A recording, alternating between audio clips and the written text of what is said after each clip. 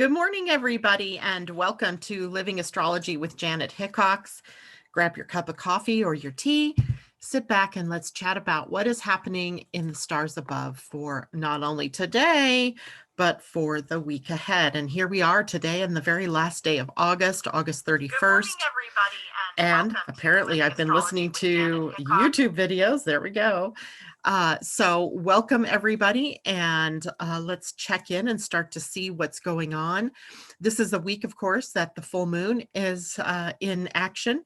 That will start tomorrow evening late for those of us on the West Coast, but early morning on Tuesday for those of you on the East Coast, as the full moon is at 10:37 p.m. I believe it is tomorrow night for me, which puts it into the next morning. While you sleep, you'll be experiencing the full moon. That doesn't mean that we're not already experiencing the energy, as this particular moon is pretty expansive and also has a lot of other connections it's making to planets. So it'll be in the sign of Pisces. Today, the moon is still in Aquarius. And the sign of Pisces, of course, is completely different energy from Aquarius. It's imaginative and creative, but also prone to not seeing clearly. And there may be things that happen during the full moon week, during the full moon part of this week, that you won't really even recognize what it was about until later on. So what do I say with that? I just say go with the flow. Whatever it is that life brings to you, just go with that flow. So let me check in real quick here and see if people are checking in with us. Good morning, Jennifer and J-Lo and Passion Moku. Good morning. And Josh, good morning. Asa, hello there. And Leslie Zuber, good morning. Happy to be here. Thank you, everyone who enjoyed my dog pack deck. Right, Leslie is the author, and I'm not sure if you're the artist as well, Leslie, but those cards, I think it's she and her sister perhaps that have done that deck, and it's absolutely gorgeous and just fun to play with. So, and I know we have quite a few dog lovers here in the morning, as well as cat lovers. You can see mine, she's asleep over there on the bed behind me. And we just love animals here, right? All right. So good morning to anybody else checking in. Joy Ann, hello. And Amanda J, hello. I'll see you and Joshua later today. And we'll be able to chat. Leslie says correct. So I'm guessing that you both did that together. I love it. Love it, love it, love it. All right. So we have a bit to talk about today, not a whole lot. It's not like it's an overwhelming week, thankfully. This particular day isn't particularly overwhelming either. We do have a couple of days this week, though. I called them red letter weeks or red letter days because the energy of those days is just kind of all over the place. And the first one isn't until Saturday. And guess when the second one is? Sunday. So Saturday and Sunday are our red letter days, meaning if you have your chart with you, your calendar chart like this that I shared with everybody, you see how they're in red. The days are in red. So the 5th, oops, I got to go this way, and the 6th, both in red. Now, I'm not sure if that's just for me. Or if everybody's days are like that. It should be everybody's days like that, because those are the days when the moon is in the sign of Aries. And we know that that's a highly energetic sign right now, energized by Mars in his pre-retrograde. So the 5th and 6th are before the retrograde, but we have some craziness happening that day in the moon, because the moon will be squaring Jupiter, Pluto, Saturn, conjunct Mars. Mercury himself will be changing signs that day into Libra. The next day, Venus changes signs into Leo, and the moon will square Venus and conjunct Uranus from Taurus. So the weekend, those 2 days anyway. And of course, this is a 3-day weekend coming up for those of us in the USA. I'm not sure if everybody has this as a 3-day weekend, but we do. And Labor Day is actually the quietest of the 3 days, where the moon will trine the sun, Jupiter, and Pluto instead of squaring them. So something soothing coming after this intensity of the squares on Saturday. So let's take a look then at what else we can expect during the week. So I had I had issues with my printer. I've never had issues with my printer since I got it, but this morning I had issues with my printer. Thank you very much, universe, for reminding me that other technology pieces can go crazy. So today we just are in the lead up to that full moon energy. Even though the moon isn't quite into the sign of Aquarius yet, we're feeling it, right? We're feeling it, that there may be something that we have to bring to a close. Maybe we're waiting for some kind of big news or something to trigger us. The moon will be in the void. No, it doesn't. Oh, it goes into the void. Actually, we are not going to be in a void. How fun is that? What? How can that be? Oh, because I was looking at September. Here we go. 31st. So from 9:57 p.m. tonight until 2:35 a.m. tomorrow morning. And this is West Coast time. So not a big affecting issue for any of us, really. It's happening while we sleep. And when we wake up in the morning, the moon will be in Pisces, preparing later in the evening tomorrow night and into the next day, Tuesday morning, to be in its fullness.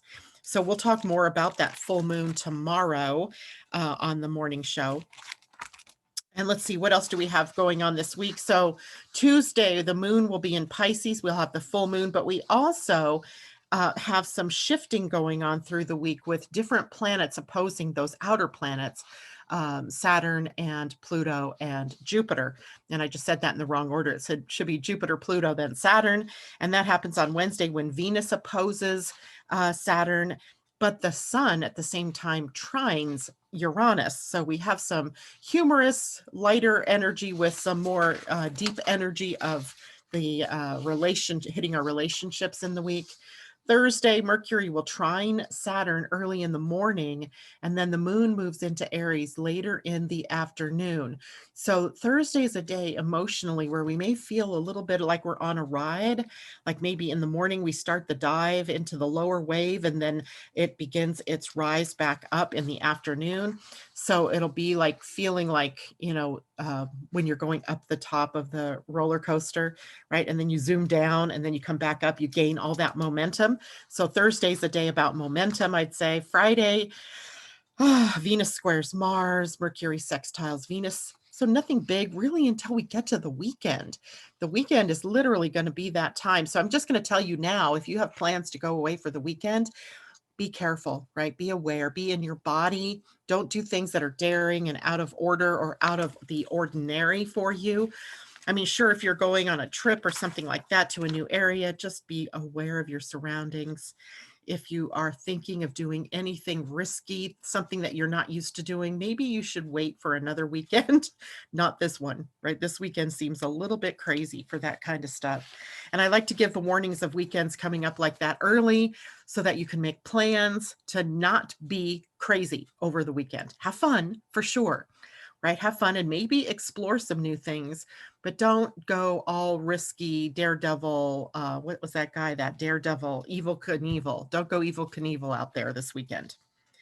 So what about today? What can we expect going on for the day? Today, we have the moon in Aquarius and really only one aspect coming up later this afternoon, and that is a sextile to Mars.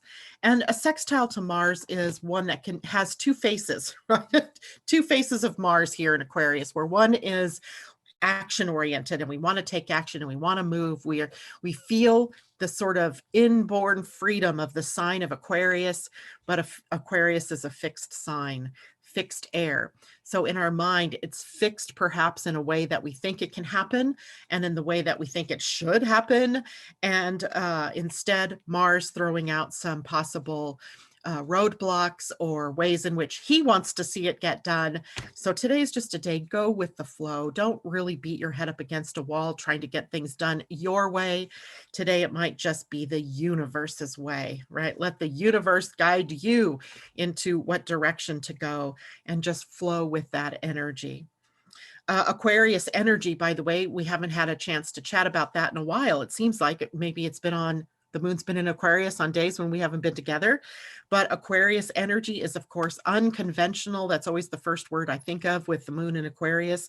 Unconventional feelings, not feeling the same way that everybody else thinks you should feel. seeing things in a whole new light, being different, right? Thinking outside of the box, not keeping yourself contained in this same old way of thinking, same old way of doing. Aquarius energy really gives us the opportunity to shake things up and do things in a new way. And if you're hesitant to do that, the universe will often shake you up on its own, causing you to have to do things in a different way or see things in a different way, or even just entertaining. Maybe I should change something about what I'm doing because it doesn't seem to be working, right? That can happen with your relationships, your finances, your job, any place in your chart, because wherever it is that you have Aquarius in the chart and Aries, those are the two signs being triggered at this moment by Mars in that sextile to the moon, or the moon in a sextile to Mars. So looking for where Aquarius is in your chart will help you see what area of your life where you might be able to think outside of the box today. Technology is also a part of Aquarian energy because it has a slant toward the future. Remember, Saturn is a co-ruler of Aquarius. He totally rules Capricorn, but he co-rules Aquarius with the planet Uranus. So because Saturn is a planet that represents time, the time in Aquarius that he rules is sort of the future. So the look down the road, where in Capricorn, it's been about the past, and what isn't sustainable in the past is coming up and likely being destroyed or deconstructed, if you will. And then as Saturn is a co-ruler of the future here, then it looks to the future and how can we build it sustainably, right? So we have both planets there. Saturn a little more stodgy, a little more deliberate, and we have Uranus who does things in a liberating fashion, awakening us to where it is that we're stuck. Saturn can get stuck. Uranus don't like stuck. So we get this sort of fits and starts kind of energy. So technology is also like that, right? Where we have new technologies coming out and then something gets exposed about that technology. So we back it up a little bit and then we have more. So technology is also ruled by Aquarius today, the Aquarius moon. So is it any wonder that my printer decided to have an issue this morning before I came on air? Today is also a day for humanitarianism, as Aquarius rules everything to do with humanism, with humanity, with being a humanitarian, with being altruistic, with being able to be objective and to step back and see the bigger picture, right? That's Aquarius sort of energy, to be able to see a bigger world view and how we all are a part of that view. So it makes it very difficult then in the birthing of a new age, such as the age of Aquarius, for nations to pull this nationalism card, because it isn't going to work in the age of Aquarius. Nationalism by its nature is very Saturnian, very much about, it's about Capricorn Cancer, right? That home, that idea of nationalism, right? But we're moving into an age of humanism, of humanitarianism, which means that we have to take a wider world view. So when the moon moves through Aquarius, we kind of get a test run of what some of that energy might look like as we move into the future. Now, those are big concepts, by the way, this idea of the switch over from this nationalistic worldview to one that is truly a worldview or a global view. And that takes time. And you can see all of the division and the jostling around of that energy out in the world as jobs are shifting from one country to another, and all of these things, right, that are also being sort of reconstructed or deconstructed, reconstructed, a la the coronavirus, right? So things are all a mess. But when it's all done and over, we're really moving into this more global world view. We have to take a bigger picture here. And when we look at that bigger picture, we're identifying with humanity. We're not identifying with somebody's particular money or the economy or any of the other things. We're really looking at humanity and how do we make the world a more equal place. Also, moon in, and this is interesting because today the moon in Aquarius sets a pathway for us for revelations, for ahas, for surprises, for upsets, things like that. Guess what else? The full moon tomorrow tomorrow night and into Wednesday also bring us that same energy, only it'll be in a different sign. So these first 3 days of the week, literally, I'd be prepared for that unexpectedness, for things you didn't think would happen to happen, for just for surprises, maybe surprise phone calls, surprise endings to things, surprise visits by people. I mean, all kinds of, I can't even imagine all the different kinds of surprises, but they may lead you to that one key piece of information or that one key thing that you needed in order to move forward. So while this is really kind of a slower time in terms of getting things done, it is a time of maybe becoming very aware of something that maybe you've missed, of a hole in your plan, perhaps something that needs to be worked with. So expect the unexpected. And there's also a freedom energy that comes with Aquarius, the capital F freedom, the middle way of the human design, right? The gene keys. Remember the gene key 55 and its highest expression is freedom, all caps. In its middle gift expression, it's freedom, capital F. Well, Aquarian energy here today, capital F freedom, right? How do we work that freedom? How does my freedom fit into the freedom of all? Big issue that we're bumping into here in this country in particular. I'm sure it's happening around the world, where people who seem to think it's okay to go around without a mask because it's their freedom, but the collective or the community requires masks at the moment, at least here in my state. I don't know if it's like that around the country.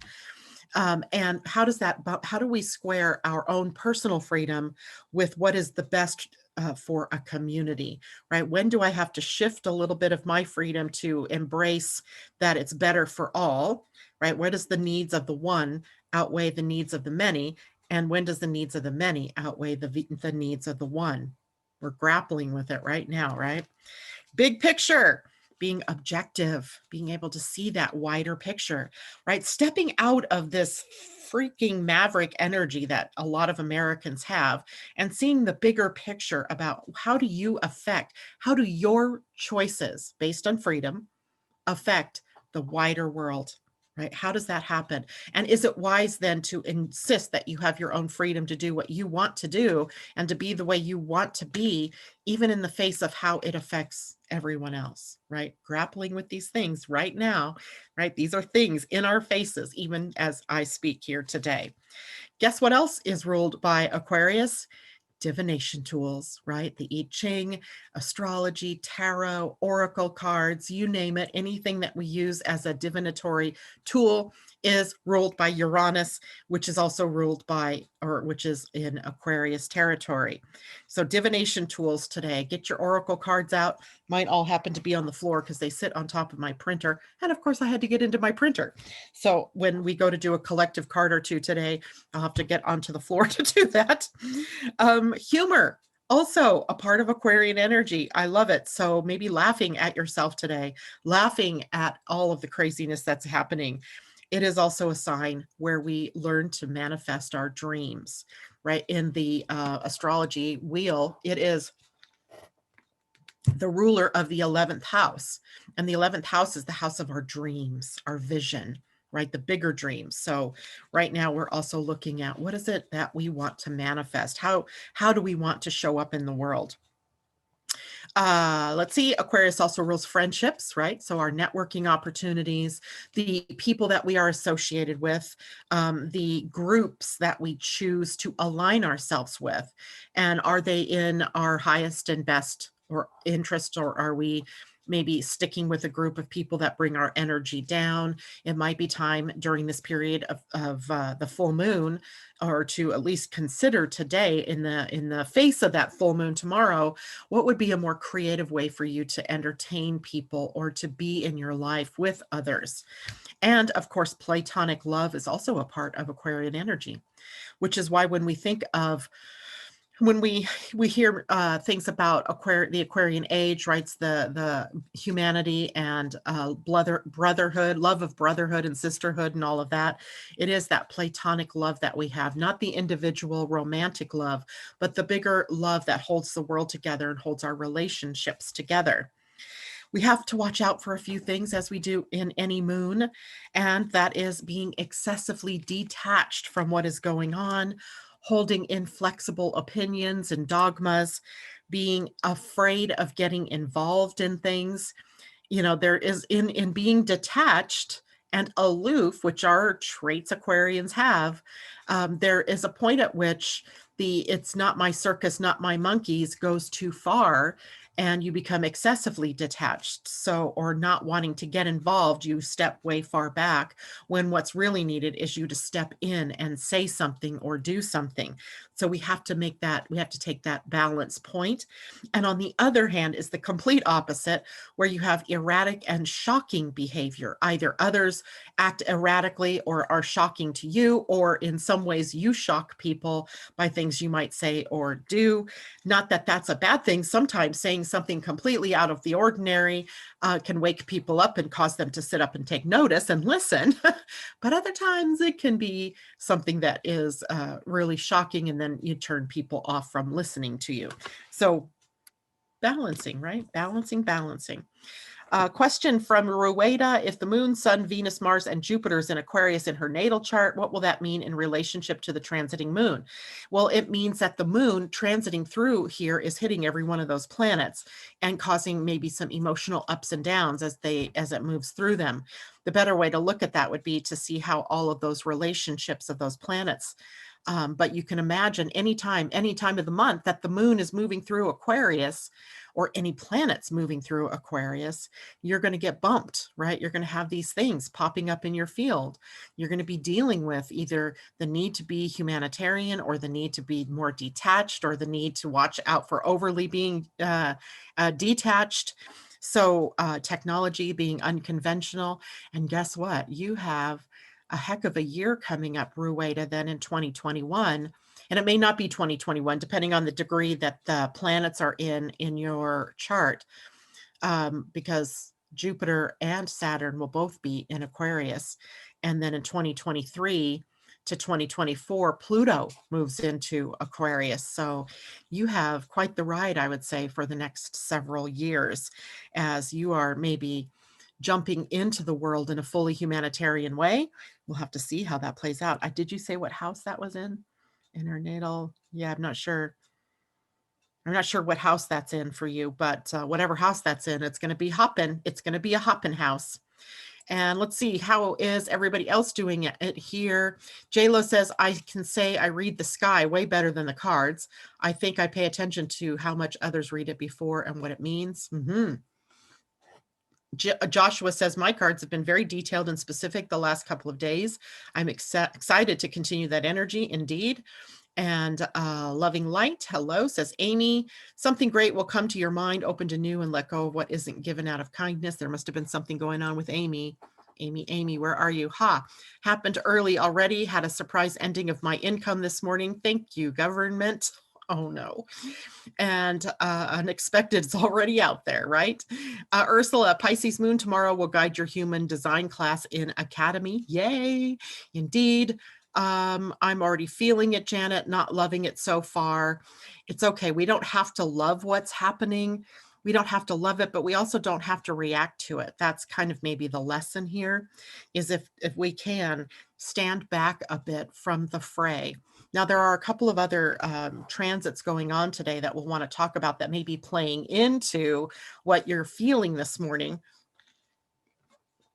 I don't know why I'm so thirsty this morning. Actually, I ate breakfast. That's probably why. This morning, or I should say later this afternoon, the sun is going to be coming into a quincunx, which is a 150-degree angle, also known as an inconjunct, to Chiron. And Chiron represents the wounded path, right? The wound to healing. So the path between wounding and healing. And it brings up, I think, all of our core issues, especially because of where it's located, right? The sun is in Virgo, and Aries is where Chiron is. And we've already had Mars and Eris and Black Moon Lilith in a conjunction stirring the pot. So what's coming up from the depths, what's coming up now, are all of our core wounds. It could be abandonment issues. It could be fear around scarcity or lack. It could be self-doubt. All of those kinds of core issues. There's guilt, there's shame, there's abandonment. There's what else? Oh my gosh, self-doubt. There's like 7 core wounds, core human wounds. And all of them could be being triggered. Maybe 1 or 2 of them are being triggered, but they're all coming up at the moment as first of all, they're coming up because we're moving into that solar plexus, um, the mutation that's occurring in our solar plexus of our human design. So whatever is causing us emotional reactivity is coming up so that we can learn to greet it with a neutral emotional energy. So there's that. Then we have these other things like Sun in conjunct to Chiron. We also have Mercury in a trine to Pluto today. So we have several other things going on that are going to bring this stuff up, right? You can't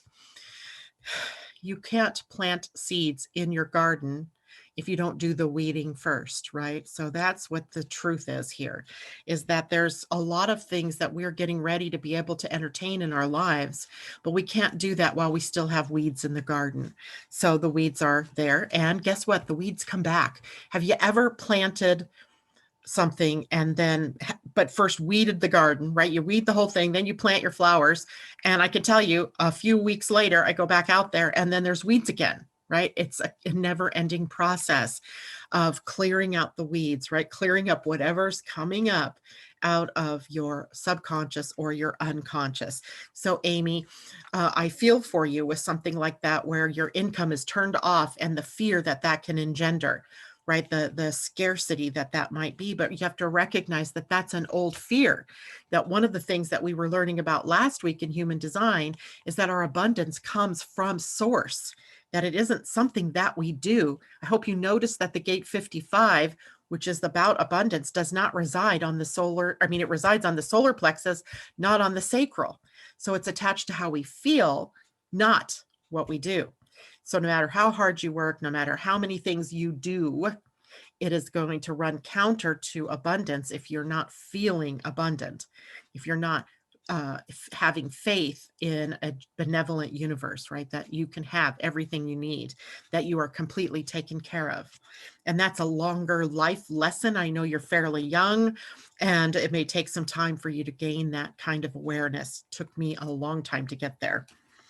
But it doesn't have to take a long time. That's the cool thing about what's happening in our world now. This is a mutation that's gaining speed every day.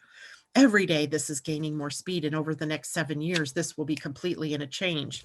So start working with it, right? Start just being grateful for everything you have in your life at this moment and working with that energy as much as you can. Mercury trine Pluto. Here is, surprisingly, Mercury trine Pluto is a very good transit. Sometimes I think, when Pluto's involved in any of my inner planets, but with Mercury, it gives us that ability to have a deep, penetrating mind where we can go in and reach to the core of something, where we can research, we can investigate. This would be a great day to do some past life work, some maybe regression work, to go do some deep psychoanalysis. And you don't have to have a professional to do that with you. You can do that in a meditative state, just asking source to show you maybe what it is that you need to know about the biggest issue that you have going in your life at this moment, right? What is maybe you have this deep fear suddenly of not being able to support yourself, and asking the universe to help you move with that energy, to help you discover what's hidden there. Because this is also an opportunity for us to uncover hidden truths and secrets, and for us to be able to speak, write, or communicate from our depths, right? From the deeper part of ourselves. And when I say that, I mean, the deep subconscious part of ourselves. So hopefully that helps.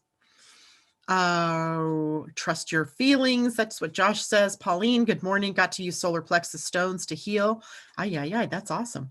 Rueda was just reminded I had a dream of a litter of Dalmatians. Wonder what the Dalmatian energy is. Well, let's just take a peek. Where did my dog pack go? And or Leslie, if you're still out there and you know right off the top of your head, let's see if Dalmatian is listed here. Dalmatian is page 17. Forgiveness. Dalmatian is forgiveness. Dalmatian's advice is, it is now time to choose love over fear. Shall I read the whole thing? I think I will. Oh, well, I don't have the card. Let me find Dalmatian card here so we can see that lovely dog. I used to have a Dalmatian. Her name was Annie. She was absolutely gorgeous. And she was given to me by a college friend. And they couldn't keep her because she was pretty wild. And Dalmatians are a bit hyper at times. And so I took her because I had another dog and they loved to play, and they played, but somehow Annie used to always get out of my yard, and I became known as the crazy woman chasing the Dalmatian in the neighborhood, because I would chase that dog. She would let me get from here to arm's length and she would bolt and run. She drove me crazy, but she was such a love. We ended up giving her to a firefighter friend and she became a firehouse dog. Dalmatian, right? Forgiveness. There's the card, right? So let me read the rest of that for you. This is a time of mental stimulation. Being physically active will help you to relieve stress and move forward. Because you are so intelligent and have such a good memory, you remember everything, especially times when you were wronged. Being very sensitive, you have a tendency to take things personally. This may bring up abandonment issues and you have not yet chosen to deal with. You may even feel abandoned by God. Forgiving the person or the act doesn't mean you condone it or even need to have a relationship with them. You have an opportunity to forgive and be free. Forgiveness is always for you. And then the advice, it is now time to choose love over fear. Perfect. Wow, Rueda, that was a powerful dream, a litter of forgiveness. A litter of forgiveness, right? And dealing with whatever it is that the universe is bringing to you. And maybe it is triggered by that fear of all those planets sitting there that you have in Aquarius, and the moon passing over them. And of course, the next year or two of planets passing through that part of your chart. All right. And that was perfect timing to bring that up, wasn't it? I just love how the universe works like that. A great jogging dog. They are a great jogging dog. Yes, yes, yes. And oh, sweetie, you're in tears because you're releasing, right? That's a releasing thing. Releasing all of that and forgiving yourself, forgiving others, and just suspending the judgment of you or anyone else involved in whatever has been happening. And Pauline says, wonder if your dog is symbolic of what is in the cards of time together, like to choose the first dog with those cards. I'm not sure what that means, Pauline. Sorry. Leslie, where can we purchase your deck? I actually did put that out there under the Instagram, YouTube video the other day. Contact Leslie on the Dog Pack Facebook page. There's a messenger button there. Message her and tell her you would like that, and she will connect with you on how to get that deck. I think it's a great one to have, especially for dog lovers. Even if you're not a dog lover, who doesn't like dog cards, right? Oracle cards. Joyanne says, Rueda, a puppy for every planet. Ooh, yes, maybe so. Right? And puppy energy, think about that. It's youthful, it's loving, it's universally loving, right? There's no filter there of love. And so Asa's telling me, Rueda, that those planets are in your first house. So it's a new you, cleared, clean, purified of all of the grievances, the grudges, the emotional residue of the years, and coming out clean on that other side. Your clients will love it. Yeah. Do you keep cards in your studios or in your salons? I think that would be fun. I think that would be a lot of fun, actually. Okay, so let's take a look at our Pleiadian-Earth energy today. And just a quick reminder that in September, which begins tomorrow, wow, the 17th, I will host Pia Orlean and Colin Baird Smith, the people who partnered with the Pleiadians. It's always funny to say that, to create the Pleiadian-Earth calendar. And of course the book. And here we go. We have this is the 2021. I hear that my 2021 is on the way. And there's a new format in the 2021. So I'm excited to take a look at that. And we'll be talking with them. So it'll be a good morning. If you have questions, start thinking now about the questions you might like to ask about the calendar, about the astrology, how it works, because they love to answer questions, right? And they're delightful people. So that'll be on the 17th, which is Thursday. So instead of doing card readings that day, we'll probably have to do those on Friday because I want them to have full attention of your full attention, their full attention for you to ask your questions on everything that you always wanted to know about the Pleiadian Earth energy and the calendar. Okay, so Asa says, wow, now I'm crying too. Oh, Angela K, hello, popping on for a moment. Angela Mather Keel, I'm guessing. And I was very surprised the other day because I guess I just hadn't really known what you do, Angela. And she has these wonderful products. And I'm going to ask her to share that information with all of you, or share it with me, where people can go to your site, Angela, to see the products. And they look like they're great products to use with the moons and with different astrological configurations. They're based in astrology, so I love that. Leslie says she'll get a deck out to you, Josh. I love it. And so Joshua says, I do readings as an offering as well as hair. I love it. What fun is that? And JLo, OMG, office, I will get an important call now. I bet you will. Have to rewatch the other part. Oh, I see what she's saying. She's getting a call now. So anyway, so the 17th, we will be entertained by Pia and Cullen. And I really, we have talked to them before. In fact, I may go back and post some of those other conversations that we've had. Cornelia and I interviewed them from Ascension and Astrology when she and I were working on that project. And so I'll go see if I can't find those and share those with everybody. So today is six, totally forgot what it was. 6 devoting, of course, it is devoting energy, because in the Mayan calendar, that was Auk, and Auk was the representation of the dog. How funny that we're sitting here talking about dog. I swear there are no, the universe just knows what it is we're doing, or they're guiding us, I swear, because it's guiding us. God's guiding us in that. Why would we have been talking about the dog pack, dog cards, Dalmatians? And here we are on a day of the dog, literally from the point of view of the Mayan calendar. The energy itself from the Pleiadian calendar is devoting, and it's paired with the universal number 6. So the universal number 6 is about flowing. And flowing is about the fact that you can't stop resistance. You can't stop blocks from showing up, or fear from showing up, for other people to get in your way of your ideas, or you're working on something only to find out suddenly you forgot a step and you got to go back. Those kinds of things happen in the world, right? It's just a part of being in the physical, dynamic universe. But what we can learn with the 6 is that no matter what's put in front of you, you can, like water, flow around, flow under, flow over, stop for a moment, take a breath, move into a new direction.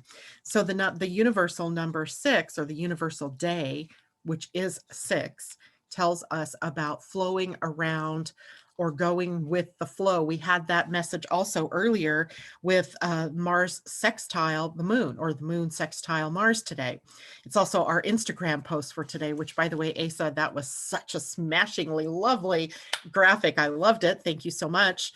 And that is the energy that we're dealing with today from 2 different quarters now, right? Going with the flow. If things seem to stop up, then you stop and you wait. Wait for the next omen or the next sign to tell you, go that way, or just stop for now, because the universe is a benevolent place, and it will lead us to be in the right place at the right time with the right people and the right opportunities, if only we are open, listening. Now, devoting energy is kind of interesting because it speaks to love. It's the love of it's really unconditional love, we'll call it. So unconditional love, but it also speaks to loyalty, and whether we are loyal to the right things. And what is loyalty after all? When someone is telling you to be loyal to them, That is not true loyalty. That is a power control measure, right? They're trying to control you.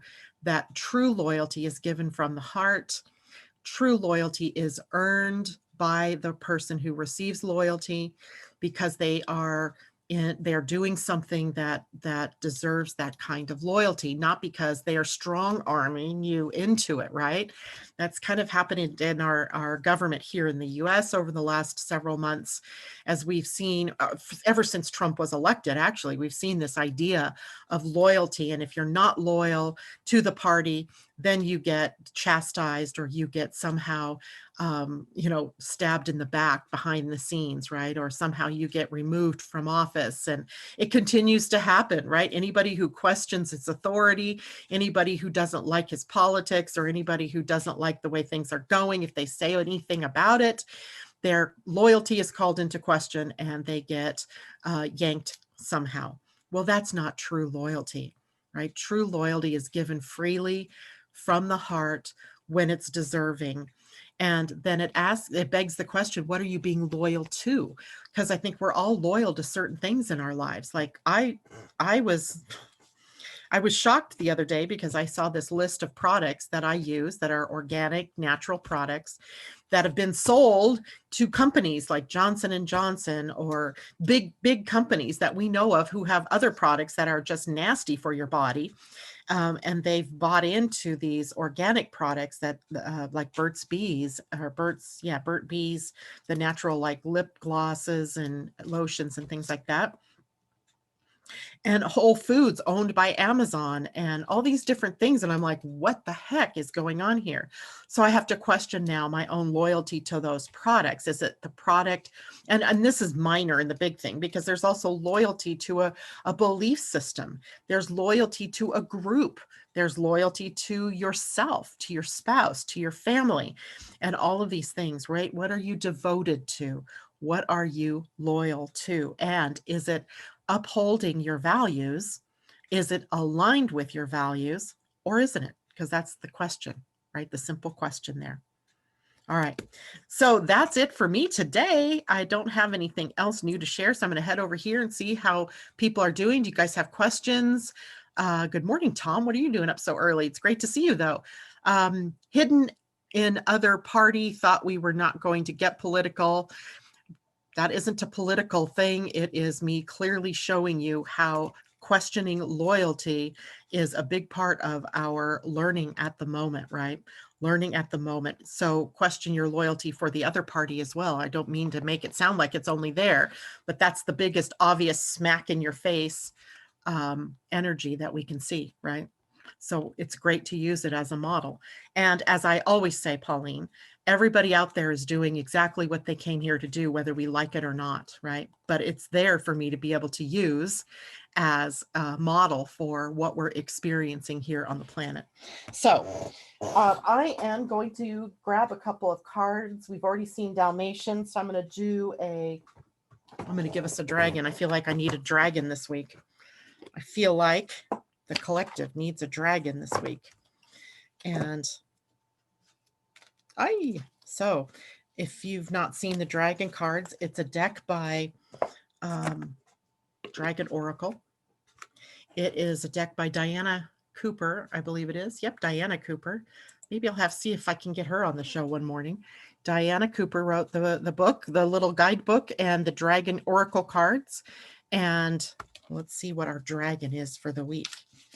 Got to slay some dragons, or have some dragons slay some energies for us. Thor's red, black, and gold dragon. Wow, I don't think we've had this one, you guys. Look at this. That is, where's the head of that dragon? Oh, he's right here. There he is. He's blowing the fire. So Thor's red, black, and gold dragon protects you in times of change, a time of rapid transition and transformation. Relax, you are safe. That might be good for Amy. That might be good for Rueda. All of us, actually, we're all facing this time of change. Let's see what that means for us. And I like these because they talk about the different dimensions that the dragons are from. And since we are moving through. That is a 5th dimensional dragon, 76. Okay, let's see what he has to say. All righty. During this incredible period of transition, everything on our planet is changing rapidly. Thor's mighty red, black, and gold dragons work directly for Archangel Gabriel, the mighty archangel in overall command of fire, who sends them to any area or situation that needs immediate clearance. Thor is the god of thunder, the elemental master of fire, and his red, black, and gold dragons carry powerful fire energy. For the optimum use of this blazing power, they connect with Mars and its ascended aspect, Nigella, so that they can act as peaceful spiritual warriors throughout the universe. Here's our guidance. Drawing this card indicates that you are ready to change a situation, circumstance, or relationship, or are already doing so. This is challenging for you, and the universe is reminding you that you have earned the right to receive support and assistance. Your guidance is to ask an army of Thor's dragons to clear the energies around you and protect you as you make this transformation. Then relax, knowing you are safe, guided, and supported. Thor's red, black, and gold dragons will ensure you make the changes in a way that is for the highest good of all concerned. These very hard-working warrior dragons consume dense energies very rapidly and thoroughly, and they come to you with dedication, love, and wisdom. So accept graciously what they have to offer you. This card is also a call to service. You are asked to send Thor's dragons to places and situations that need their protection at this time. Wow. That's a great one for the week. And then I thought one last card I would pull is the Oracle of the Seven Energies, the newest deck by Colette Baron-Reid. Love her too. And let's take a look at what level energy we are looking at for today, for this week.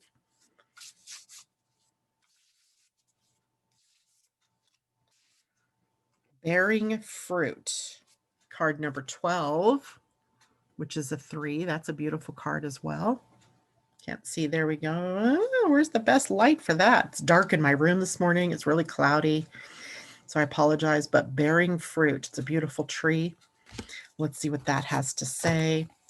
And bearing fruit, let me see if I can tell you, card number 12, what energy that's in. Card number 12 is in water energy. So we have water energy. And it says the key concepts are birthing, the results of hard work, an idea or consistent thought manifesting into form, the relationship between the external world and the internal world of feelings and beliefs. If your life were a tree, what fruit would it bear? Envision the results of the efforts you put into achieving your dreams and desires in partnership with the divine. Can you see the way you think, feel, and believe reflected in the material world? There is always a correlation between what you see, what you expect to see, what you intend consciously, and what you project unconsciously. Everything is intrinsically connected. Magic flows through you from the unseen world into the world you perceive. Moving from the realm of non-ordinary reality to ordinary reality, you birth ideas and thoughts into form and bring your most cherished desires to fruition.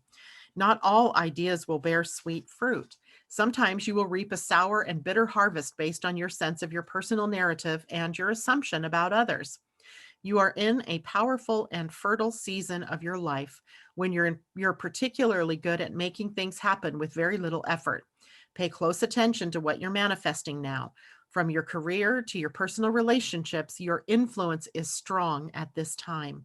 If you don't like what your life is yielding, prune the proverbial tree and get into alignment with what genuinely lights you up. Remember, you birthed into the world that which you pay most attention to and consistently hold within as your truth. Be clear about what you intend. Can you make this commitment? Here we go. Bearing fruit. Card number 12 in the water energy. So it speaks to our emotions and how we feel, right? It's how we feel that really drives what we manifest and whether we manifest something that we desire or not. All right, guys, that is it for me. I'm going to take one last look here and see if there are any questions. Joy Ann says, too funny. I saw a camper last week with a logo, Thor's Jazz, and a big horn. Judgment card. Ooh, interesting. Interesting. So Leslie says, love those. I'm getting a deck of those. I guess you're talking about the dragon cards. The dragons. I love the dragons too. I like all cards, but some just seem to work. The dogs so far, Leslie, you've done such a great job on, because they're showing up in a very big way for us, even in people's dreams. All right, so that is it for me today, guys. Have a great day. I will see you tomorrow morning, where we'll address the full moon and take it apart, put it back together again, see what it holds for all of us. All right, bye for now.